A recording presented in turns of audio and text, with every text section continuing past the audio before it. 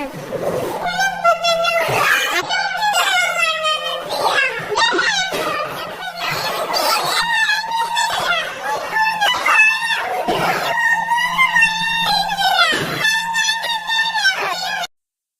കുട്ടികളെ, നിങ്ങൾ ഇങ്ങനെ വന്ന ഉടനെ തന്നെ കരഞ്ഞോണ്ടിരുന്നാ ശരിയാവോ?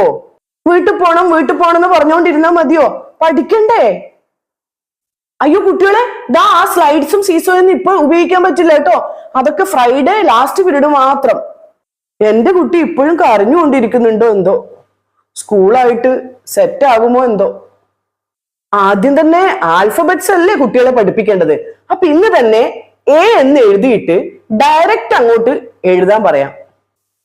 കുട്ടിയെ ആദ്യമായി സ്കൂളിലേക്ക് വിടുമ്പോ പേരൻസിന് തീർച്ചയായിട്ടും ടെൻഷൻ ഉണ്ടാവും. എന്റെ കുട്ടി അവിടെ സെറ്റ് ആകുമോ ഇല്ലയോ എന്ന ഒരു ടെൻഷൻ. തീർച്ചയായിട്ടും ഏറ്റവും പ്രധാനപ്പെട്ട കാര്യം കുട്ടി സ്കൂളുമായിട്ട് സെറ്റ് ആവുക എന്നുള്ളത് തന്നെയാണ്. കുട്ടി അങ്ങനെ സ്കൂളുമായിട്ട് സെറ്റ് ആയി കഴിഞ്ഞാൽ മാത്രമേ നമുക്ക് ടീച്ചർമാർക്ക് എളുപ്പത്തിൽ കുട്ടിക്ക് ബേസിക് എഡ്യൂക്കേഷൻ കൊടുക്കാൻ വേണ്ടി കഴിയുകയുള്ളൂ. അപ്പോ നിങ്ങൾ ടീച്ചർമാരുടെ ഇവിടുത്തെ മെയിൻ ടാസ്ക് എന്ന് പറയുന്നത് എന്താണ്? വേറൊന്നുമല്ല, കുട്ടികളെ സ്കൂളുമായിട്ട് ക്ലാസ്സുമായിട്ട് സെറ്റ് ആക്കി എടുക്കുക എന്നുള്ളത് തന്നെയാണ്. അപ്പൊ എല്ലാവർക്കും ആക്റ്റീവ് ടീച്ചേഴ്സ് കോർണറിലേക്ക് സ്വാഗതം. കുട്ടികളെ സ്കൂളുമായിട്ട് സെറ്റ് ആക്കി എടുക്കുന്നതിന് പ്രയോജനപ്പെടുന്ന കുറച്ച് ടിപ്സ് നമുക്ക് പരിചയപ്പെടാം. മാത്രമല്ല ഈ വീഡിയോയുടെ അവസാനം ഞാൻ കുറച്ച് യൂസ്ഫുൾ ടിപ്സ് കൂടി പറയുന്നുണ്ട്. അപ്പൊ വീഡിയോ എല്ലാവരും അവസാനം വരെ കാണണം. ഒന്നാമതായിട്ട്, don't give children anything to write at the very beginning. കുട്ടികൾ സ്കൂളിൽ വന്ന ഉടനെ തന്നെ നിങ്ങൾ ഇങ്ങനെ കരഞ്ഞുകൊണ്ടിരുന്നാൽ മതിയോ കുട്ടികളെ, നമുക്ക് എഴുതി പഠിക്കണ്ടേ എന്ന് പറഞ്ഞ് നിങ്ങൾ ആദ്യം തന്നെ കുട്ടികൾക്ക് ഒന്നും എഴുതാൻ വേണ്ടി കൊടുക്കരുത്. ചില പേരൻസ് കുട്ടികളെ പാറ്റേൺസും അതുപോലെ ആൽഫബറ്റ്സും ഒക്കെ പഠിപ്പിച്ചിട്ടുണ്ടാവാം. പക്ഷെ നിങ്ങൾ ടീച്ചർമാർ ആദ്യം ചെയ്യേണ്ടത് കുട്ടികളെ സ്കൂളുമായിട്ട് ക്ലാസ്സുമായിട്ട് സെറ്റ് ആക്കി എടുക്കുക എന്നുള്ളതാണ്. ഇനി രണ്ടാമതായിട്ട്, familiarise the children with the class. അതായത് നിങ്ങൾ ടീച്ചർമാർ കുട്ടികളെ ക്ലാസ്സുമായിട്ട്, ടീച്ചറുമായിട്ട്, ഫ്രണ്ട്സുമായിട്ട് ഫെമിലിയർ ആക്കി എടുക്കുക. ഈ പുതിയ കുട്ടികളെ സംബന്ധിച്ചിടത്തോളം നിങ്ങൾ ടീച്ചർമാരൊക്കെ സ്ട്രേഞ്ചർ തന്നെയാണ്. പക്ഷെ കുട്ടികൾക്ക് തോന്നണം എനിക്ക് നാളെയും മറ്റന്നാളും ഒക്കെ സ്കൂളിലേക്ക് പോകണമെന്ന്. അപ്പൊ നിങ്ങൾ ടീച്ചർമാർ അതിനുവേണ്ടി എന്താ ചെയ്യേണ്ടത്? നിങ്ങൾ ടീച്ചർമാര് സ്കൂളിലുള്ള, അതായത് ക്ലാസ്സിലുള്ള ടോയ്സ് ഒക്കെ എടുത്ത് കുട്ടികളുടെ കൂടെ കളിക്കുക. അതുപോലെ അട്രാക്റ്റീവ് ആയിട്ടുള്ള കാര്യങ്ങള് അവർക്ക് കാണിച്ചു കൊടുക്കുക, പറഞ്ഞു കൊടുക്കുക. സത്യം പറഞ്ഞാൽ നിങ്ങൾ ടീച്ചർമാർ മദർ ടീച്ചർ തന്നെ ആവണം. അപ്പൊ കുട്ടിക്ക് അതൊരു സേഫ് പ്ലേസ് തന്നെയാണെന്ന് തോന്നും. അങ്ങനെ കുട്ടിയുടെ ലേണിംഗിലും ഒരു ഇംപ്രൂവ്മെന്റ് ഉണ്ടാവും.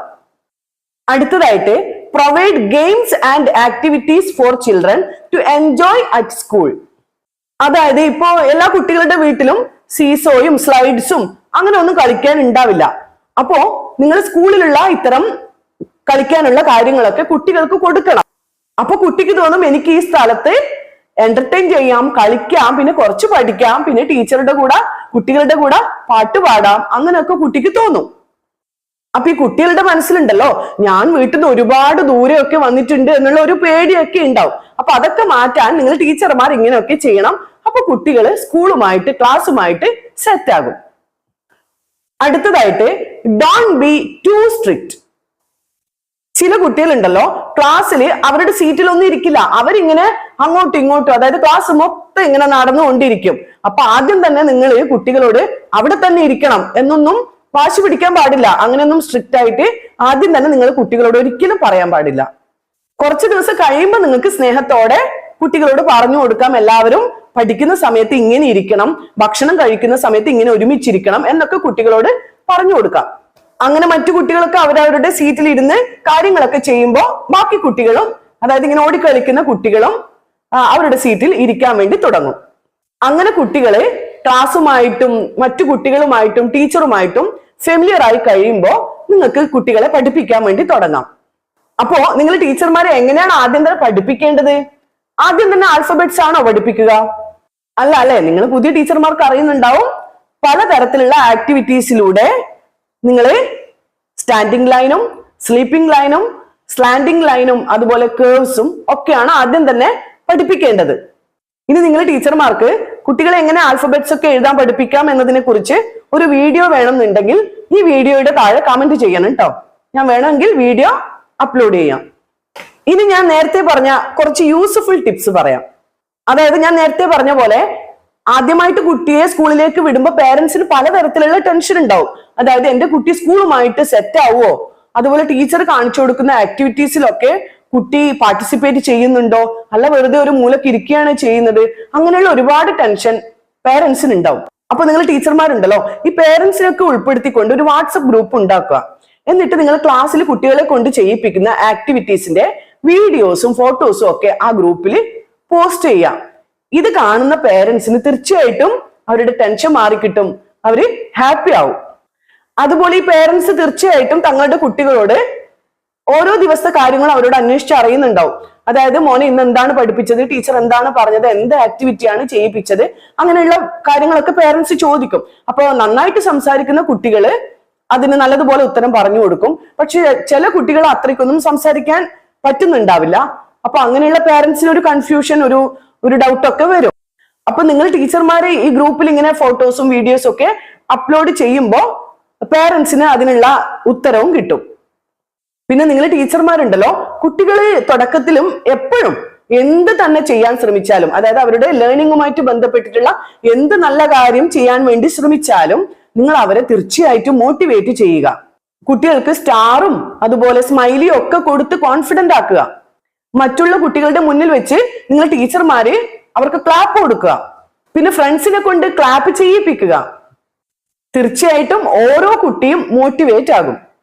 പിന്നെ ഈ മോട്ടിവേഷൻ എന്ന് പറയുന്നത് കുട്ടികൾക്ക് മാത്രമല്ല, എനിക്കും നിങ്ങൾക്കും ഒക്കെ ആഗ്രഹിക്കുന്ന ഒരു കാര്യം തന്നെയാണ് അല്ലെ. ഇപ്പൊ ഉദാഹരണത്തിന് ഇപ്പൊ ഞാൻ വീഡിയോ ഉണ്ടാക്കുന്നു, അപ്പൊ നിങ്ങൾക്കത് ഇഷ്ടപ്പെടുന്നു അല്ലെങ്കിൽ ഉപകാരപ്പെടുന്നു എന്ന തരത്തിലുള്ള കമന്റോ അതുപോലെ നിങ്ങൾ ഈ വീഡിയോ ലൈക്ക് ചെയ്യോ ഷെയർ ചെയ്യോ ഒക്കെ ചെയ്യുമ്പോൾ എനിക്ക് എന്താ തോന്നുന്നത്, ഇനിയും ഇത്തരത്തിലുള്ള വീഡിയോ ഉണ്ടാക്കണം എന്നൊരു മോട്ടിവേഷനാണ് എനിക്ക് കിട്ടുന്നത്. അപ്പൊ അതുപോലെ കുട്ടികൾക്കും മോട്ടിവേഷൻ എന്ന് പറയുന്നത് വളരെ അത്യാവശ്യമായിട്ടുള്ള ഒരു കാര്യം തന്നെയാണ്. അപ്പൊ ഇങ്ങനെ മോട്ടിവേഷൻ കിട്ടുമ്പോൾ കുട്ടികൾക്ക് തോന്നും എനിക്ക് ഇനിയും സ്റ്റാർ വാങ്ങണം, ഇനിയും സ്മൈലി വാങ്ങണം, എനിക്ക് നന്നായിട്ട് പഠിക്കണം, അങ്ങനെയുള്ള ഒരു ചിന്തയൊക്കെ കുട്ടികളിൽ ഉണ്ടാവും. അവസാനമായിട്ട് എനിക്ക് നിങ്ങളിൽ ടീച്ചർമാരോട് പറയാനുള്ളത്, കുട്ടികൾ സ്കൂളിലേക്ക് വരുമ്പോ നിങ്ങൾ അവരോട് വളരെ സ്നേഹത്തോടു കൂടി ഒരു അമ്മയെ പോലെ തന്നെ പെരുമാറണം. അങ്ങനെയാണെങ്കിൽ ദിവസവും കുട്ടികൾക്ക് സ്കൂളിൽ വരാനുള്ള ഒരു ഇൻട്രസ്റ്റ് ഉണ്ടാവും. അപ്പൊ കുട്ടികൾ ഇങ്ങനെ വരാനും പോവാനും ഒക്കെ ഒരു ഇൻട്രസ്റ്റ് കാണിക്കുമ്പോൾ സ്വാഭാവികമായിട്ടും പേരൻസും ഹാപ്പി ആകും. അപ്പൊ പേരൻസിന് തോന്നും ഇതൊരു നല്ല സ്കൂള് തന്നെയാണ്, കുട്ടി വളരെ ഹാപ്പിയാണ്, നന്നായിട്ട് പഠിക്കുന്നുണ്ട്, കാര്യങ്ങളൊക്കെ ചെയ്യുന്നുണ്ട്. അപ്പൊ തീർച്ചയായും അവര് മറ്റുള്ള പേരൻസിനോടും ഈ സ്കൂള് റെക്കമെൻഡ് ചെയ്യും. അങ്ങനെ അതുവഴി നിങ്ങളുടെ സ്കൂളിന്റെ റെപ്യൂട്ടേഷനും കൂടും. അപ്പൊ പുതിയ ടീച്ചർമാർക്ക് പലതരത്തിലുള്ള സംശയങ്ങൾ ഉണ്ടാവും.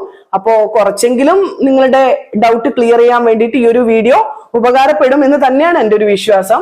അപ്പൊ വീഡിയോ ഇഷ്ടപ്പെട്ടിട്ടുണ്ടെങ്കിൽ എല്ലാവരും ലൈക്കും ഷെയറും പിന്നെ ചാനൽ സബ്സ്ക്രൈബും ചെയ്യണം. ഓക്കെ, പുതിയൊരു വീഡിയോയുമായി നമുക്ക് വീണ്ടും കാണാം.